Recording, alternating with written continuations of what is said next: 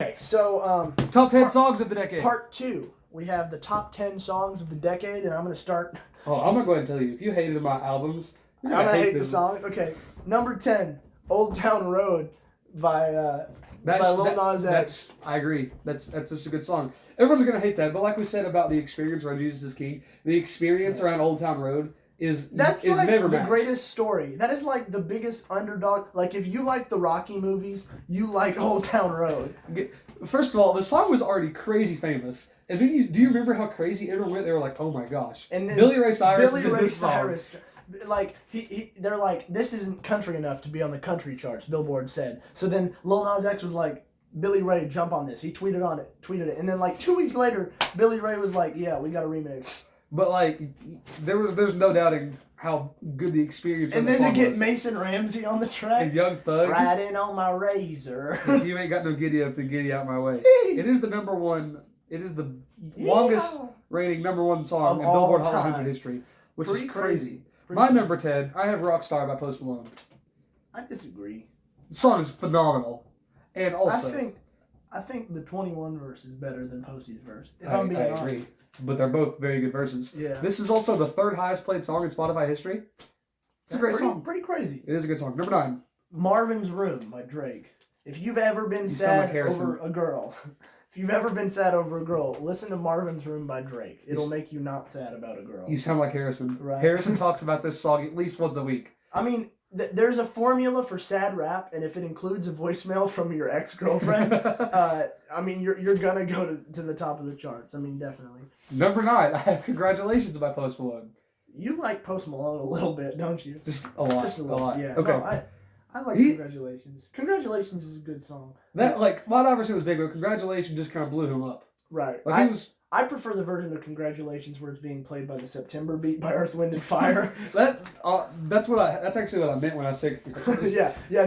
That specific mashup on YouTube is the 9th best song of the decade. Also, this is actually the only good Quavo verse in music history. You ever heard Portland by Drake? This is the only good Quavo verse in music history. Number 8, let's hear it. The Less I Know the Better by Tame Impala. If you've never heard this song, I've never heard one Tame Impala song. Oh, he's great. Posthumous Forgiveness he just dropped. Very good song. Tame Impala is one of the most underrated artists of this decade. He's phenomenal. Like he makes some pretty dope music. So, all right.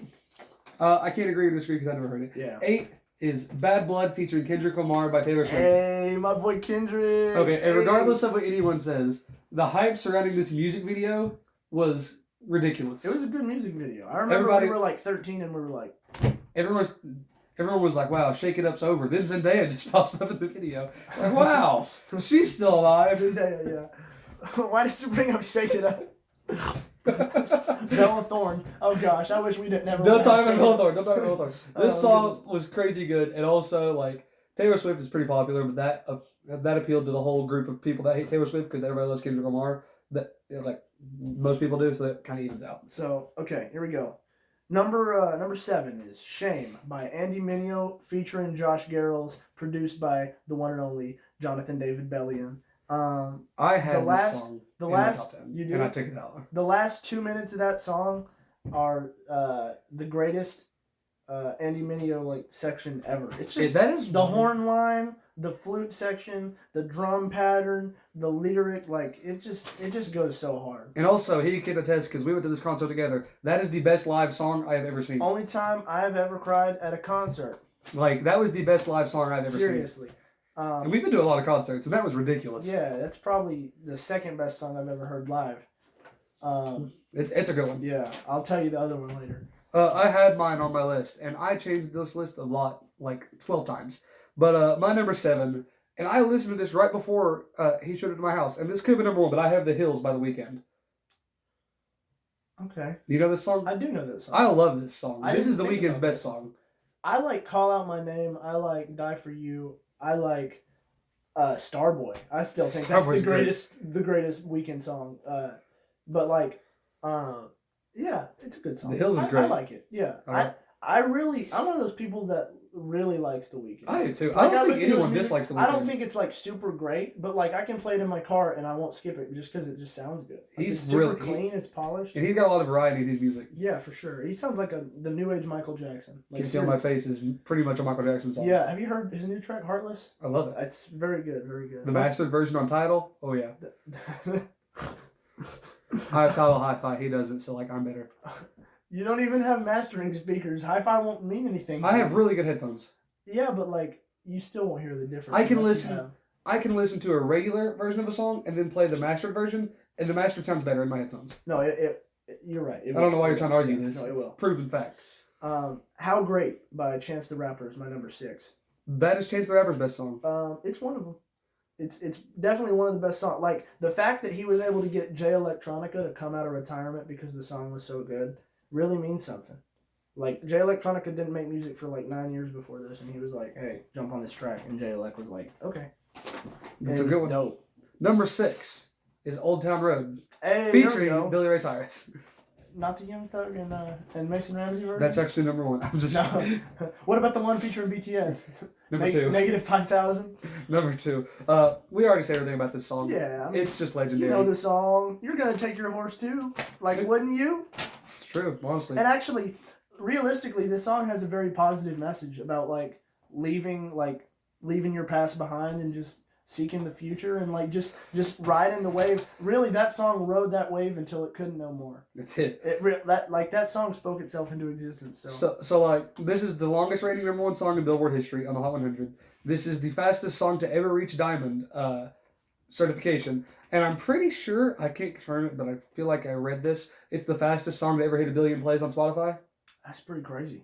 This song like just got popular in March of this year. Yeah. So. Wow. That's a good one. So my number 5, I kind of cheated on number 5 and number 4 because it's 2 songs by 2 different people, but I love them equally. So number 5, I got "I Fall Apart" by Post Malone and "See You Again" by Tyler the Creator. Like just right. I thought you were saying Wiz Khalifa. No, I was like, you gotta be kidding me. No, by Tyler the Creator, right there. They're both actually completely drastically different songs about leaving a girl. One's about leaving and never seeing them again, and one's about leaving and then hating them and never seeing them again. So completely, but great songs. I love them both equally. I couldn't pick one. So I'll give you my number 5 and number 4. Number 5, I think it's safe to say I'm a Post Malone fan, but "Stay" is the best Post Malone song. It just is. That is the best Post Malone song, and this song is in my top 5. This song is phenomenal. It is perfection. And it is great in every single possible way. And if you watch the Genius Deconstructed of this song, you will love it even more because like the creation of the song is awesome. Yeah. And my number 4. So from here on, this was when I say experience around a song, but I freaking love this song. And this was when I was younger, I was not allowed to listen to secular music. And then my mom was like, you know what? We'll listen to some music. And we listened to this. And the Top 40 with Ryan Seacrest. This was number 1 for 10 weeks in a row, but I have blurred lines. I love this song so much. Bro, that song is disgusting. It is. I hate that song. But this song is hilarious, and being like a 12-year-old person in 6th grade, first listening to music, and I'm like, whoa. That song, I will say, I like the beat. Cuss word. I like Pharrell Williams. I do like Pharrell Williams. Pharrell's great. That's the only good part of that song for me. I don't like T.I. or Robin Thicke. But like it was like I was finally allowed to listen to non-Christian music. I was like, wow, this is what it's like. You picked that song. I'm sorry. Dude, this is the memories around the song. Okay. Let's hear it. That Number was my 4. 5th and 4th. I got "How Much a Dollar Costs" by Kendrick Lamar. Costs $1. Actually, if you listen to the song, which I suggest you do. I don't, because I don't. Cost your soul. It costs your soul. You can get a lot more than $1 for your soul, but okay. A great, phenomenal song. You need to listen to it. Alrighty. Number 3. Could possibly be number 1 on the all-time list of songs. I did this on karaoke the other night, man. "Problem" by Ariana Grande. I love this song so much. How are you going to put a song by somebody you didn't even mention on our albums list? Because, like, I don't know. She doesn't have a good album. She really doesn't. She has a lot of hits. She has some good singles. It's like all her popular songs, and then below that it's just done. But, like, "Problem" by Ariana Grande. She has a song called Pete Davidson. She does. About Pete Davidson.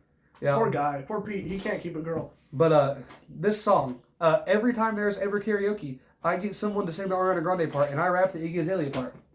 This is a fact, and I did do this 4 nights ago. A little more 4 nights ago. About a week ago. A week ago. About a week ago. Hey, stay tuned for the top 10 beats of all time to hear that song.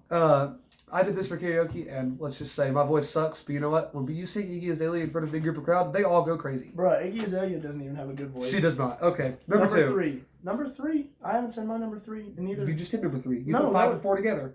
No. You did 5 and 4 together. Oh, well, I misnumbered it. Sorry. Tell us your number 3 then.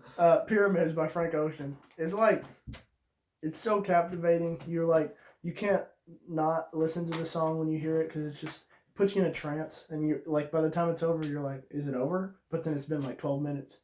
It's crazy. It's a very, very good song. So now give us your actual number 3. Pyramids by Frank Ocean. Well, okay, so you did 5. How did you misnumber it? I don't know. Okay, whatever. So give us your number 2 now. Hand of God, Outro by John Bellion. Outro. Well, it's another long song, and you'll find that my number 1. I like really long songs that like tie in a record. Like Hand of God is that song I was telling you about from The Human Condition on the last video that you need to check out. It has every other song on the record, like the hook of that song intertwined, and you realize that they're all like, this record is just about like being a human and like making mistakes and then being forgiven for those things, and it's about like the deconstruction of the human mind, and it's a great album and a great final song. If you thought that was deep, wait to hear my number 2, Uptown Funk by Bruno Mars. For the greatest song, it's the greatest song of the day. This is like, so when I say like, as you could not even deny, at our grammar school, which was our elementary school, this is the most This at the time was more popular than Old Town Road was this year. Yeah. You can't even lie. So. And then when that one kid did it at the talent show, this like 4th grade kid played. It was Baylor. It was Baylor Baxter. Yeah, this 4th grade kid played Uptown Funk on the drums at our talent show, man. Everybody went crazy. Like, the song's great, and I can still listen to it, and it is also the number 1 selling song of the last 10 years. Are you ready for my number 1? I am. The greatest song of all time. I have no idea what this could be. Is tied for 3 different songs. You can't do this. Hold on. Number 3. You can't. You have 14 songs on top of this. Number 3 and number 2 are Saint Pablo by Kanye and Runaway by Kanye. Okay. Number 1. What Does the Fox Say by Yildiz. If you've ever listened to that song. What's your number 1? It's not What Does the Fox Say. It's What Does the Fox Say. Sing it for me. Yip, yip, yip, yip, yip, yip, now give me your actual what number 1. What does the fox say? Give me your actual number 1. What does the fox say? Gosh. Are you serious? I mean, that song literally proved that art could be made about anything. Okay. Like, that song is an artistic expression about how nonsense can be appreciated. So, I love that song. For your top 3, you have your top 3. my top 5, which is really my top 3. You got but the other 2, Runaway by Kanye West. Pretty phenomenal because it's a song about like being broken and being a bad person and wanting to be forgiven of being a bad person. And then Saint Pablo is after you've been forgiven and wanting it, but then you still make mistakes and you want to reconcile those, like, one set of footsteps you would carry in me. Like, one of the best bars ever. I just love those songs. What Does the Fox Say? Best song of the decade. Okay. My number 1, I have Gucci Have a Fig. No. I'm kidding, I know. Okay. Gucci Have a Fig by G-Mix. Actually, Bars by G-Mix too is what I know. Okay, but for real though, your number 1 was kind of trash. My number 1, I have Runaway by Kanye West. Okay. We agreed. We can kind of agree. We've agreed twice. How are you going to put that album at number 6 though? But keep the song at number 1. I have Ariana Grande. I'm going by songs, not albums. Am I boring you? Sorry, my dad texted me. Oh, I'm sorry. Right now, this video is more important than your dad. Okay, Runaway by Kanye West. The intro, that's one of the best intros in music history. Who got you? Just the straight piano before that. Yeah. Every time I let someone hear that song, they're like, I'm so scared. What's going to happen? And it just goes, look at you. It's just like you never know what's going. Pusha T's verse, surprisingly, that is a great verse. For a song, Pusha T has this reputation about like 98% of his songs mention cocaine, and for a song about being a terrible person, he doesn't mention cocaine. It is a shock, but I will just say, when I first heard this song, I was like working out, and I played it, and then like 3 sets later through my weights, I went back over. I was like, wow, This song still has 4 minutes left. It's such a long song. And then the ending where Kanye's just kind of mumbling into a distortion filter. It's even though he's not really saying anything, it's still pretty dope. The song's great. The beat's great. It's one of the best Pusha T verses ever. One of the best hooks ever. Yes. I can't say it, but it's good. Every one of them that I know, you can say every one. Let's have a toast for the scumbags. Every one of them that I know. Okay, there we go. Thank you all for watching. Be sure to comment if you liked or disagreed or hated our list. I'm sure you probably hated Zion because John Bellion's trash. Peace out.